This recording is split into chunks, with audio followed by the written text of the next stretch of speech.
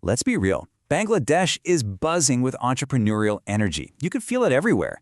But what does it actually take to turn a great idea into a real, successful business over there? So what's the real story? We're going to look at the mindset, the rules, and, just as importantly, the on-the-ground reality. Let's dive right in. Okay, let's start with just one number, 25%. That's how much of Bangladesh's entire GDP is powered by over 8 million small and medium businesses. I mean, think about that. These aren't just little side hustles, they are the absolute engine of the national economy. The scale here is massive, and that means the opportunity is very, very real. Big numbers like that can feel, well, a little abstract, right? So, to make this all real, we're going to frame this entire explainer around a single question, a real question, posted online by someone who wants to be an entrepreneur. And it's a question that gets right to the heart of the matter. And there it is, a 28-year-old packaging designer with about 30 lakh taka, ready to go, ready to start something new. He's picturing a physical shop that can also operate online. This is the exact dilemma so many people find themselves in. You've got the capital, you've got the ambition, but where on earth do you start? Okay, so before you even think about what to sell, you have got to think about how you think. It turns out successful entrepreneurs don't just stumble upon a good idea, they operate from a really specific framework. The academics have a name for it. They call it entrepreneurial marketing. And believe me, it is a powerful blueprint for building something that actually lasts. So this first mindset is all about being proactive. You're not just opening a shop and then, waiting for customers to walk in. Nope. You are constantly on the hunt for problems to solve. Are people in your neighborhood complaining they can't find a decent cup of coffee? Is there a gap in the market for, say, high-quality, locally made pet food? You find the need first, and then you build the business around the solution. And the thing is, these opportunities are literally everywhere. What's so fascinating about this slide is that it shows sectors the government itself has identified for small business loans. And just look at the diversity. You've got everything from traditional boat building in Kaliajuri and beautiful Nakshikata in Jessore, all the way to software development in Dhaka. The point is, opportunity isn't just in one place or one industry. It's all over.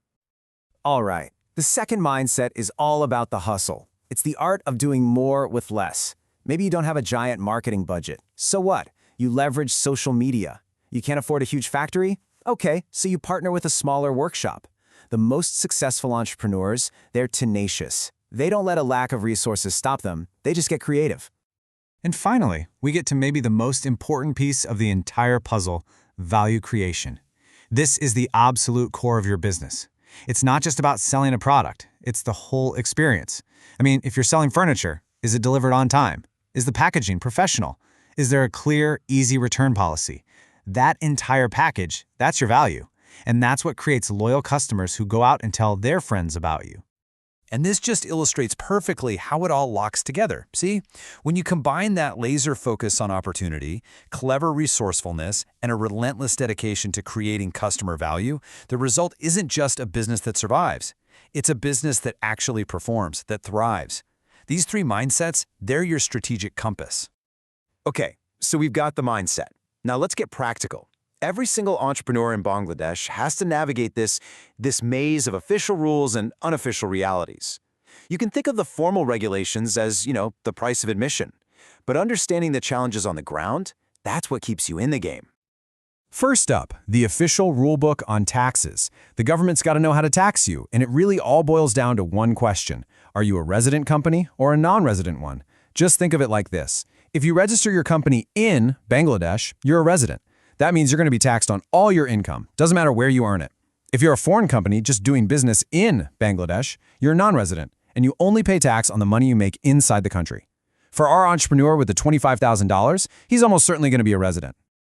Now, on paper, the checklist seems pretty straightforward. Get your tax ID, file your papers on time, you know the drill. But you've got to pay very close attention to that last point, because it is a big one. Bangladesh has what's called a minimum tax. And what this means is that even if your business loses money in its first year, you might still have to pay tax based on your total sales. That is a crucial detail to factor into your financial plans. So yeah, that's the by-the-book version. And then there's the reality. This warning, it comes directly from another entrepreneur in that same online discussion. It's a pretty jarring contrast to the clean, formal process we just talked about, isn't it? It really highlights a critical challenge. navigating issues of trust when you feel like there's no reliable legal support to back you up. So this brings us to the unofficial rulebook. This is the stuff you are not going to find in any government guide. These are the hard lessons learned by other entrepreneurs on the ground. They're talking about facing demands for bribes just to get permits, pressure from local political groups, and dealing with a business culture where some people might prioritize a small, short-term win over building a real, long-term relationship. These are the gritty, real-world obstacles. So, how do you put all this together? How do you take that high-level mindset, the official rules, and the sometimes harsh realities, and actually forge a path to success? Okay, let's distill it all down into a clear, actionable plan. Here it is. This is your toolkit. First, your mindset. You have to embrace that entrepreneurial framework. Focus on opportunity, leverage your resources, and create value. Second, your map. Find an underserved niche. Don't just open another clothing store. People in the discussion suggested things like unique, high-quality stationery or packaged foods that really break the mold. Third, the rules. You've got to learn the tax system inside and out. Treat it as a planned cost of doing business. And finally, reality. Go in with your eyes wide open. Be cautious, be smart, and build your business plan with the assumption that you will face these unofficial challenges. So we end with this. Because starting a business is one thing, but as Bangladesh's economy keeps booming, the real challenge and the real opportunity is in building something with lasting value. The question isn't just how to start, but how do you build something that endures? How will you navigate this maze to build the next great Bangladeshi brand?